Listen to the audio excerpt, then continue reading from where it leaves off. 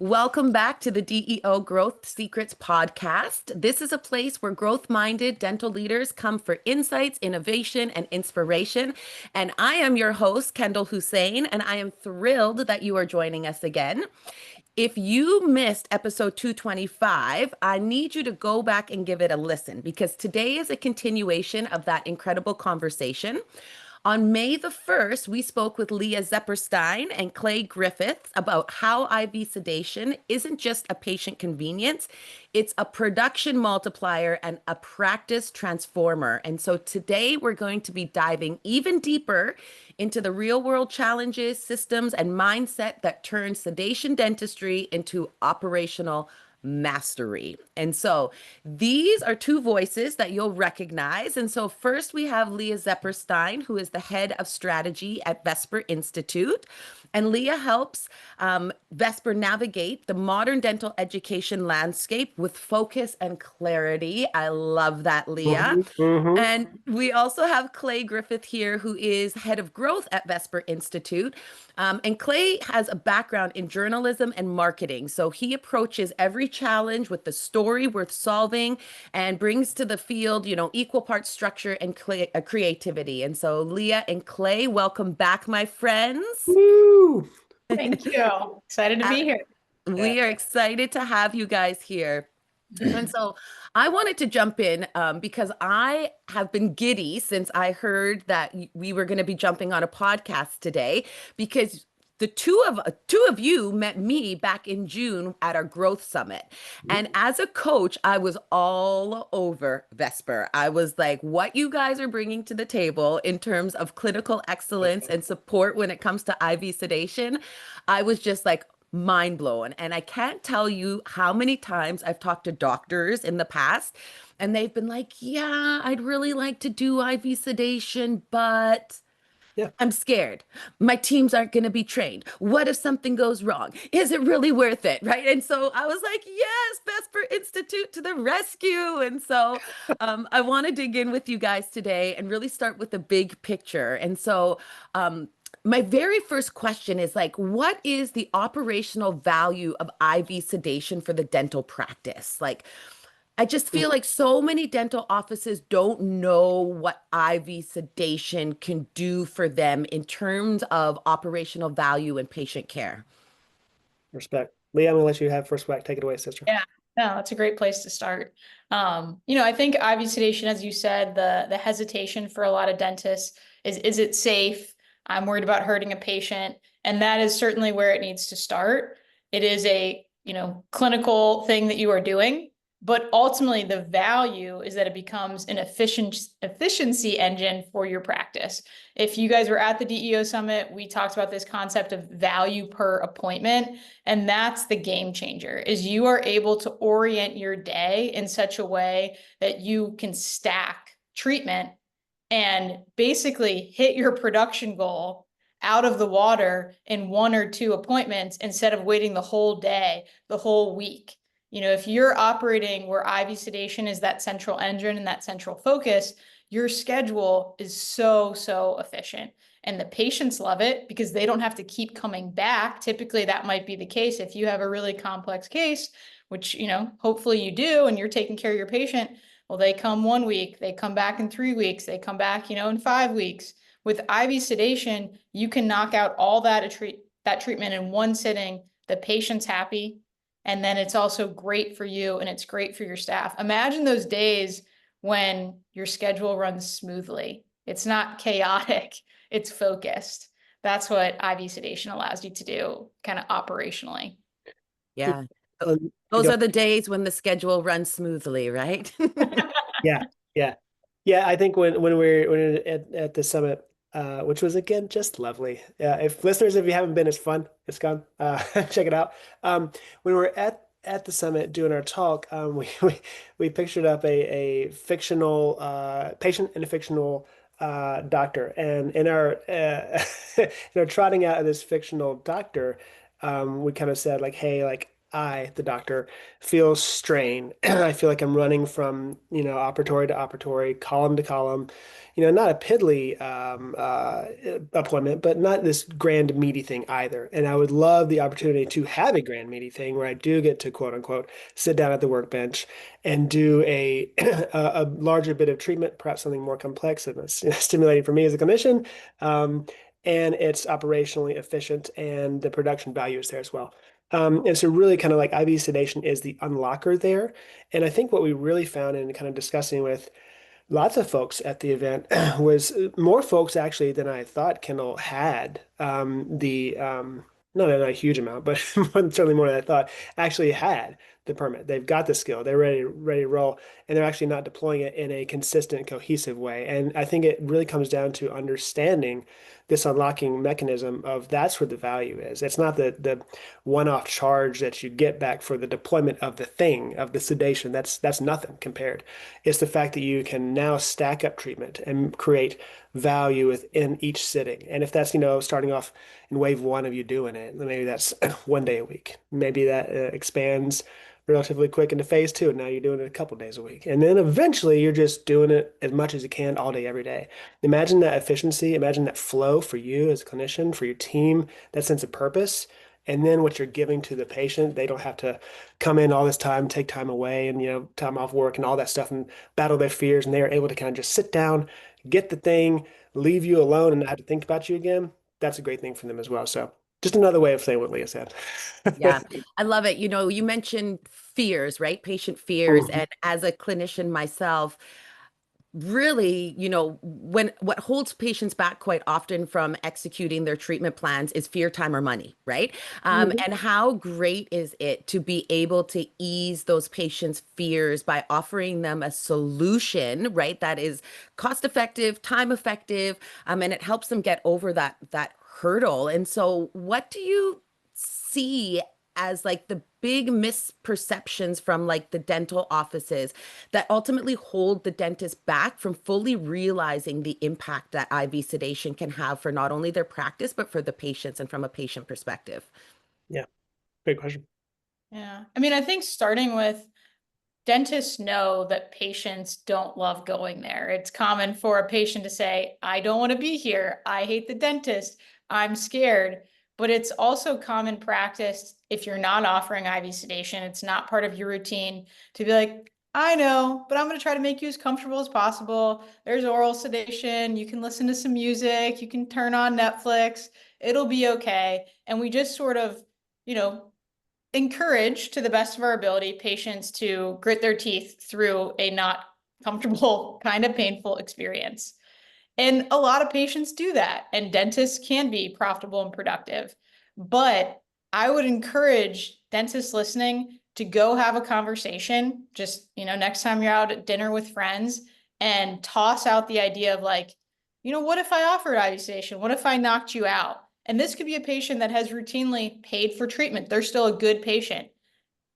I don't want to say they're going to be excited for the next time they need, treatment, but they're going to feel so much better about it. It's going to be so much easier for them to not pop up the nose. Oh, that doesn't work with my schedule. I'm not sure, kind of push it off. You remove those barriers. So not only are you helping a patient population that wouldn't see you at all because they're so fearful or it's so complex, but your current patient population who have kind of just been like pushing through is going to say yes a lot more. So those treatment plans that have just been sitting there, Mhm. you're going to get the yeses and you're going to fill up your schedule and you're going to do kind of what we just said is have that highly efficient schedule where the value per appointment increases exponentially. Yeah, my thought there is like so that there is like focusing on like, it's the same thing on all sides of the fence. It's time, fear, and money for patients. It's time, fear, and money for clinicians and owner operators and the team. And so Leah kind of just like definitely, outlined the the fears that are inherent in your own patient base. And that's let kind of like just re-outline that in my own verbiage so I can structure it in my brain. Um, so let's say you've got some patients in your book of business and they've been coming, like Leah said, but they're not really biting onto this thing that you think they need to do, and you've kind of pitched to them and they're like, oh, they're just kind of just treading water. This is indeed, just like Leah is teeing up, a really wonderful way to kind of like knock down the hurdles and get them from those no's for time for your money. Hey, you were planning on thinking of thinking about this in 4 waves. It's going to take a month for you to do. I can do it in one sitting. They're like, oh, okay, I'll be there on Thursday. And actually, it's not much more money, and you get the blah blah blah blah blah. You don't have to take time off work, and they really start stacking it up. So, indeed, just to underline what Leah's saying, totally an easier way to knock down the no's and get to a yes. And then I'd really love to also kind of like focus on this side of the fence, on the clinician side of the fear there. If you're a clinician who's aware of this, of IV sedation, and you're like, you know what, that might not be for me because I'm afraid to do it. First thing I would say to you is like, you're not alone. And like Leah said at the top, we applaud that instinct. That's where you should be starting. And Leah says it better than me. She always notes that when the first time had when it went to your D1, D4, your first time you get that drill in your hand, it's not natural, and you're nervous to do it. And now it's like second nature. It's like breathing. IV sedation can theoretically be like that as well. The difference there, the gap is repetition, structure, and systems. And I'm gonna toss it to Leah because she's more smooth with the communication on this bit. But that's really the gap. And that's where a lot of clinicians who are either curious about it and haven't pulled the trigger, or have gotten it, pulled the trigger, invested the time, the money and time away from their family and their practice to go and get all these, all this education, they haven't actually implemented it in their lives. And typically it's because the structure is lacking. It's not easy to implement. It's a slightly different way of holding it, of holding your practice, of holding dentistry, the whole art and science of it. It's a different way of thinking about it. It's a different operating system. And so kind of like extolling that, outlining that, and taking dentists through the paces of really kind of like getting that into their body, into their brain, into their team, that's the missing gap that we think. And that's where we kind of like stepping into. So Leah, does that tee you up at all? Anything you want to say on that particular front? Yeah, I think so. Vesper Institute, which is where we're operating from, is a training program for dentists to become IV sedation certified. And one main differentiating factor is that when you do your patient cases, that's kind of the culminating experience to get certified. For our program, you do it inside a real GP clinic where they're doing IV sedation every day. And so that's kind of all of what we're talking about. If you can't conceptually get it there, they're not just doing it one day a week, they're doing it every single day. So you would have the experience as the dentist, and we encourage one of your assistants to come to see, okay, every day, multiple appointments a day, patients are coming in to be treated using IV sedation kind of as that vehicle. What does that look like? What are the treatment plans? Can I talk to like the scheduling coordinator? How do they do that? That's experience you don't typically get elsewhere. And we think, that is our unique value proposition, is like putting it up on its feet for that to be your goal. You're not going to bring back to your practice and 5 days a week do IV sedation, but like Clay said, you have to commit to at least maybe 1 day a week, one case. Otherwise, you're going to get rusty and that fear is going to get back in your head, and that's completely understandable. But if you have this really powerful tool, you can do it safely. You can make, more money and profit from it, and you can provide really comfortable dentistry for your patients. So everybody wins, but you have to commit to implementing it into your practice. And that's kind of where we come in to help. We have certain support systems that already exist. We're continuing to explore what else can we add and offer to bridge that gap. Because I think that's what we've really found is there's other great programs that can teach you how to get certified in IV sedation. And we always encourage everybody to shop around, based on your own time, fear, money, schedule. Like, you need to look around. But where we think our program is really different is bridging the gap between certification and implementation. And how can we make sure that you are not a dentist who got certified and is like, okay, well, I'm not really sure what to do with this, and I'm actually still afraid to use it. And you're a dentist who is getting the value for yourself and delivering care to patients who truly need it. Yeah, that hands-on mentorship, that opportunity to go and observe and do it live with somebody there and be able to see what the workflows are, the treatment plans are, how you can actually integrate it is where the magic really is for Vesper, from my perspective, anyways, because I've seen so many of my own doctors go and take this IV sedation. They come back, they've got their certification, they're all Mhm. excited, and then it falls flat and they never actually integrate it into their practice and into that day to day. And I think the magic ticket is that support afterwards, right? Being able to see it, touch it, feel it, ask questions. And that's huge, right? We all need to have that additional support. And when there's uncertainty or there's scarcity, from my perspective as a coach, that's when things, ultimately don't take off. And I think it's a Mhm. beautiful segue into like safety, because I also Yeah. believe that that's one of the things that I hear so often from my coaching, my clients is like, well, safety, the team protocols, the training, accountability, what actually happens when sedation becomes part of your regular clinical rhythm. And so, Clay or Leah, I would love for you to share, like, what do you see that actually like works about this? IV sedation, the protocols, the training. What is Vesper doing to bring that in, that from a support perspective? Love it. Love it. Take it away, Leah. Yeah. I'm not a clinician, far from it. Sometimes people start talking things and I say, stop, I don't even want that image in my head. But just in this role, this is what I hear. Airway, airway, airway, safety, safety, safety.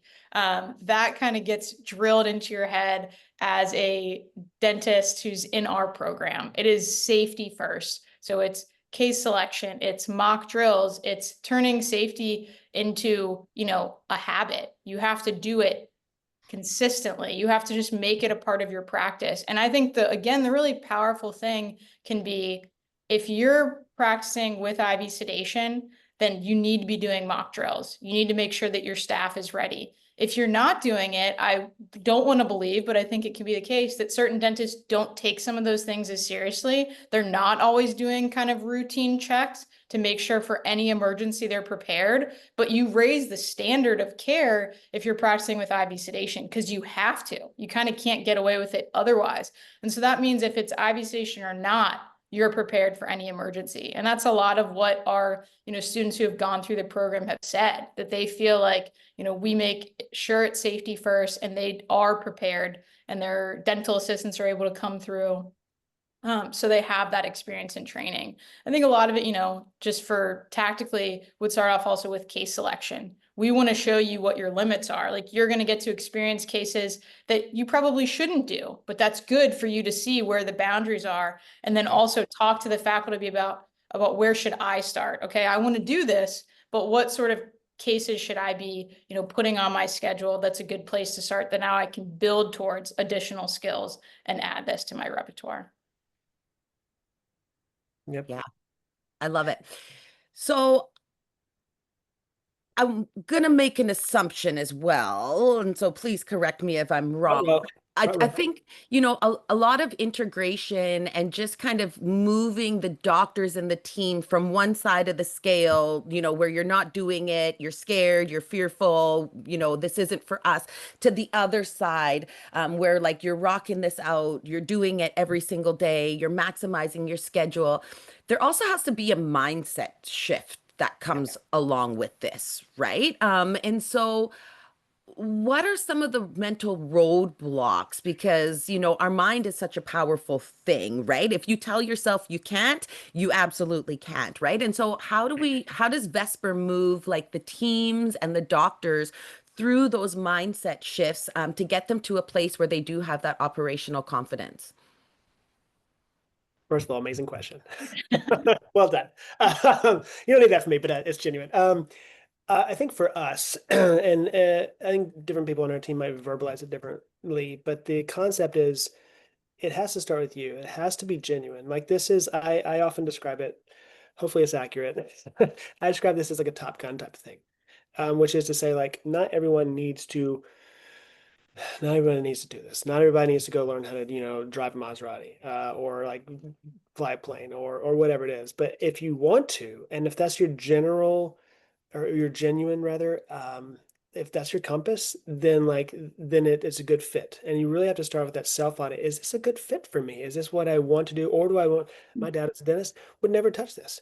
All of my friends are dentists. Would half of them, it's not for them. It's just not for them. And that is fine. That is okay. There's more than enough people and teeth out there. So it really does have to come to you. Like, am I going to steer myself, my career, my time commitments, my team in this direction? And if that's a yes, then we start going. And like the next step in the waterfall, that's the top of the waterfall. Moving on down is how do you operationalize this and how do you amortize this across your team? And I mentioned before, like whoever your office manager is, or clinic administrator, or whoever your chief of staff type person is, that person is really key. And we have lots of structures where, the DAs are learning alongside. We often say, like, safety is a team sport and safety is a mindset. That's true. So if you can get the mindset into the team, that's where it starts going. Because if Leah's talking about mock drills and things like that, it's everyone. Everyone's got their role to play. You have an accountability mapped out as a team. And so if something negative occurs, everyone knows their piece. Everyone knows their part to play. And that's what the trust is there, not only on your own shoulders, but across the team. And then you go back quarterly for your mock drill. You go back to all your learnings. You go back, you go back, you go back. So really, really, I think that's to distill it down, my short answer is it is the mindset, and you just have to trust that, and it's consistency. Like everything. You go back to the well, you keep drinking. You go back to the well, you keep drinking. You go back to the well. In military, they're like train, train, train again. This is no different. This is no different. You train, you go out, you train again, you go out, you train, you train, you train. And that's it. And again, if that's and by the way, the the ROI is there. Like, you train, you're doing all this work, you bring your team along with you. All the goodness comes. Patients are having a great time, teams focus, the economics are great. And so it's certainly worth it, but it really does have to start with you. Is this the right fit for me? Is this where I'm going to steer? Leah, anything to add on top of that? Yeah, I'd say, like, you as the clinician inside your practice are the leader. And I think we would want you to look at Vesper as if we're kind of the coach or the guide. And a lot of times fear or change exists in the unknown because you don't know where that next step is to take. And what we try to do is give you the path a few steps at a time. Okay, when you bring it back to your office, here's the checklist that you're going to use. Here's how you think about case selection. Here's, a scheduling or, call script that you could use. Here's the, patient note. All of those things, then that removes some of the fear and the unknowns. You say, okay, I can do this. Now, what are the next 3 steps? So Right. we're kind of your guide. You become the leader to your team, and you keep coming back to us, and we continue to explore ways, especially based off of feedback we hear from students who go through the program. What do you need to make this work? That's our goal. Success for us is that you didn't just get certified. It's that you are offering this to your patients so that, again, your patients have the benefit and you have the benefit. But we try to then, give you that map to make it a lot easier. Oh, so good. I want to zoom in on the team because quite often our CEOs, right? They're like, I'm already doing so much. I'm trying to, work my clinical excellence. I have to be HR. I have to, worry about all of the things that go on as being a CEO. And so Yeah. team is a big part of this process in order to have amazing cases, in order to actually really work this system of IV sedation. And so how does Vesper help our doctors hold their team to these consistent high levels? Because IV sedation does require a complex level of coordination as well as like vigilance. And so I heard you speaking about, checklists and things like that, but maybe give a little, rundown of what is provided to the team in terms of, maintaining those high standards for IV sedation. Yeah, I would say the general backdrop to to give you here is, Vesper is kind of born out of a group of practices in Cincinnati, Ohio, that are doing this all day, every day for 45 years with zero adverse incidents. And it's come out of that. The positivity that we all live in on that side, on the clinic side, is like, oh, well, let's go take this gospel to the world, right? And so inside of that firmament, inside of that structure is everything. You can't run this well-oiled of a machine without all the bells and whistles of the structure and the system. So we're living it. And all we have to do, like Leah said earlier, we're very, very with our graduates, what do you need? What would you like? What would make this easier for you? Okay, great. We might not have that in our back pocket, but it's over there in the binder. So we just go get it. And so, do we have checklists? Yes. Do we have flows? Yes. Do we have SOPs and KPIs and all these little things that kind of help us on the clinic side do it every day, all day for 40 years? Yeah, we've got it. And so Leah and Clay are happy little warriors of finding that and boxing that up and getting it into the hands, minds, and teams of our students. And that's kind of just a broad brush way of saying that. Leah, do you have any, details out on top of that? Yeah, I mean, I think the stuff that's pretty darn built out would be obviously for the dentist. It starts with the dentist and then the dental assistant. So, the dentist goes through and has the most robust training. The dental assistant is encouraged to come for kind of the last bit of our in-person didactic, where there's a simulation day and mock drills along with all the patient cases. So the DA and then really all of your DAs would have your own separate kind of curriculum to refer to. And there's some videos and modules to how do I set up the room? How do I monitor? All of those things that are a good reference point. And then on top of that, certain things that we already have or looking to add would be, what's, call scripting or scheduling blocks or, the record keeping that you need to do. Some again are right there. Others are just within our reach. That's where we would encourage, and we do encourage our students who have gone through the program to be like, hey, what do you need? Like, what are you missing? We have a connection with a equipment and supplies rep. So at a discounted rate, like that's kind of, just all these starting things that instead of saying, good job, you're certified, best of luck. It's like, all right, well, now what's all the equipment that I need? Okay, well, we've got this handy dandy sheet. We've got a number for you to call. Here you go. Get set up so that you can offer this, things of that nature. But ultimately, I think, where it wraps in, dentists do have to wear a lot of hats depending on the practice. Like you really might be doing it all, or maybe you're in a position where you've got a great office manager and you have somebody who's kind of handling other those things. Either way, the buck stops with you. You have to be the accountability police in the structure.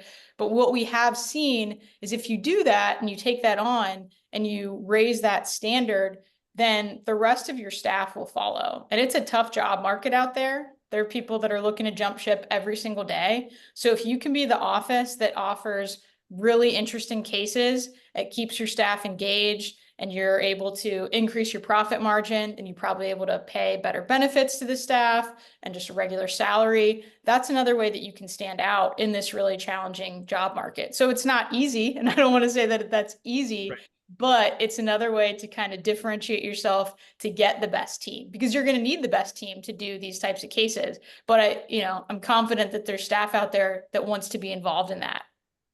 Absolutely. Cutting edge dentistry. So great. So great. Yeah. And so I would say with certainty that we probably have some listeners out there that are certified, but still a little bit hesitant to maybe implement IV sedation in their practice. And so what is your advice for that dentist who's on the fence? I would say, really, I think it has to do with what you want. Like again, like if you put it up on the shelf because it wasn't right for you, there's I think we all kind of live in a sunk cost fallacy world. We're like, oh, I got it, and it went through all this stuff, and then I let it wither on the vine. And if that's because it was never going to be a right fit for you, or you kind of like just were holding it in a way that kind of really didn't fit, I think the first question is like, be okay with that. Like if it's not a great fit for you, it's not a great fit for you. You could still be a phenomenal dentist, practice owner, whatever it is. You can still be phenomenal without this. So like if it's up on the shelf and you want to get it back out because it's a genuine match for you, the next question is, I think, really isolating why did it stay on the shelf? Was it operational? Was it an implementation piece or a clinical confidence piece? And the confidence piece, well, actually, they're both addressable. They're like almost everything in our world is a solvable problem. It just depends on how much you want to commit to solving that particular problem. And if this is a problem that you want to commit to solving, give us a call. I would say is a short answer of like, sometimes people will have been out of the game for a little bit and they've let their certification get a little dusty and they're like, I want to just come in and do some cases. Like that's an easy yes. Do you have a research course? Do you have just coaching? I think it really depends upon what the individual is asking for and where they are in their IV sedation journey. And we'll be kind of the first ones to say, yes, that's a match for what we can deliver for you and really provide, or nah, it's not really our cut, and that's okay. So I really think it starts with the clinicians being honest with themselves. Leah? Yeah, I mean, I just reiterate what Clay said. If you, have the confidence and it's just a matter of starting, then start small. Like, tell your team, I want to book 1 case a week, or I want to dedicate a day to IV sedation, and do it. If you aren't quite there yet, you want to get to that point, but you're a step behind, and I'm not entirely sure, I need, more practice and experience. Or I think either way, yeah, reach out, go to our website, Vesper Institute, fill out a form, say, you heard us on the podcast and you're one of those dentists, and be vulnerable if that's kind of how it feels. But that's a good thing, because you do have a very powerful tool, and it can make such a positive impact for you, your staff, and your patients. So we would hate to see that it's just sitting on the shelf. We would love for if we can, to help you, put it into practice and be able to reap the benefits. So good. Final question, my friends. Where do you see IV sedation going over the next 3 to 5 years? Are you noticing trends? Is there shifts? Are there predictions that perhaps our dental leaders should really be paying attention to? Leah, what you thinking? Yeah. What we find is, and I think you would agree, patient anxiety is not going anywhere. Just everyday anxiety isn't going anywhere. It's increasing. So patients are searching for this. Even if you're to look at keyword searches and Google searches, there is a ton on the patient side. The demand is there. Unfortunately, we're trying to change that, but dentists need to catch up. And I think that they will. I think the more the patients demand it, the more dentists are going to feel the need, and perhaps in dental school or other kind of programs are going to offer it. But why not get ahead of the curve? So I think if we can all see this is a need that's out there, this is a way to differentiate yourself. If you're willing to, take on, what's required and commit and be able to be that clinician who wants it, starting now is better than starting tomorrow. So that's what I would encourage. It's, you can own this market, if you get ahead of it. Yeah, I don't want I think when I know when we're at the at the summit this summer, we kind of framed it as yes, this is kind of a blue ocean, but we don't treat it that way, because it really does have to come to the patient. Like, are you the one? Do you trust yourself? Are you genuinely aligned with doing this? Is this a help for your patient population and your practice? It has to come from that. It can't come from the gimme of, is this a blue ocean? That being said, it kind of is, but that won't last forever because everyone wants a piece of the blue ocean, right? And to Leah's point, we're constantly involved in what's the market do? What what are patients out there looking for? And yes, suffice to say, they want this. It's not everybody, and we talked about this a lot during the summit. Just go back a half step toward that conversation. The portions of the population that really are kind of knocking on this door are the fearful spectrum, all the way from I don't like the sights and sounds of the dental office, which is very small, to full on phobic. It's a very large spectrum. It's a lot of people. Then you have medically compromised, special needs, obese, gaggers. All these people, you start stacking up those subsets, and you get to a huge portion of the population very quickly. And so again, it's not necessarily the certain demographic that's right down in the neighborhood next to you. It's everybody everywhere, and they're hiding. And there's no one else talking to these folks and saying, hey, if you drive, 5 minutes or an hour to my office, we know exactly how to treat you, alleviate your fear, give you the treatment. It's safe. I'm trained. I feel competent. I feel confident. My team's aligned. Let's go. Very few people are out there with their hand up saying that. And if you can be that one. Yeah, I love that.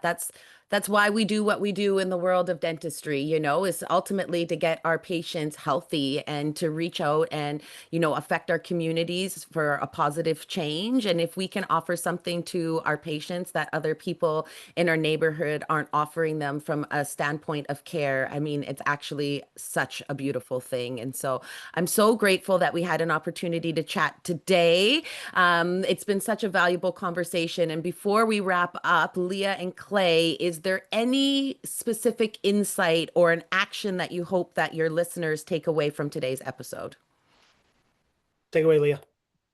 Yeah, I would kind of challenge you to, I tossed it in earlier, but just start having conversations when you're going out to dinner with friends and see like, hey, imagine you need all this dental work, or if it's a family friend who does, if I knocked you out, would you be more inclined? How would you feel about that? And just, toss it out there and see what the reaction is.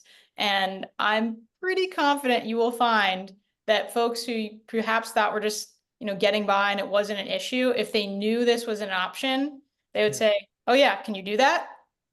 I might encourage you to go get certified. Or if you were certified, to really, put it into practice. And then my add-on would be to all the clinicians out there. If you're thinking of those things, you're having those those conversations on the double date, to think through like whether you're interested or intrigued about getting certified or actually already certified. If you have questions, just like Leah said earlier, like send in a form, be vulnerable. Hey, I heard you. I have some questions. Come with the questions. We really applaud like healthy skepticism.